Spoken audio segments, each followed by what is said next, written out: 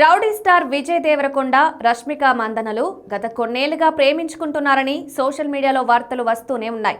గతేడాది ఇద్దరికీ ఎంగేజ్మెంట్ కూడా జరిగిందని గాసిప్స్ వైరల్ అయ్యాయి. కానీ వీరిద్దరూ ఎక్కడా రియాక్ట్ కాలేదు. కొందరు ఒక అడుగు ముందుకేసి ఫిబ్రవరిలో విజయ్ రష్మికలు పెళ్లి చేసుకోబోతున్నట్లు డేట్, టైం, పెళ్లి వేదికతో సహా చెప్తున్నారు. గత కొద్ది రోజులుగా వీరిద్దరి వ్యవహారం తెలుగు చిత్ర పరిశ్రమలో చర్చనీయాంశమైంది. నిజంగానే విజయ్ రష్మికలు పెళ్లి చేసుకోబోతున్నారా? పెళ్లి ఎప్పుడు అనేది మాత్రం బయటకు రావడం లేదు. తాజాగా ఈ వ్యవహారంపై టాలీవుడ్ డైరెక్టర్ ఒకరు స్పందించారు. విజయ్ దేవరకొండ హీరోగా వచ్చిన పెళ్లి చూపులు సినిమాతో దర్శకుడిగా పరిచయం అయ్యారు తరుణ్ భాస్కర్.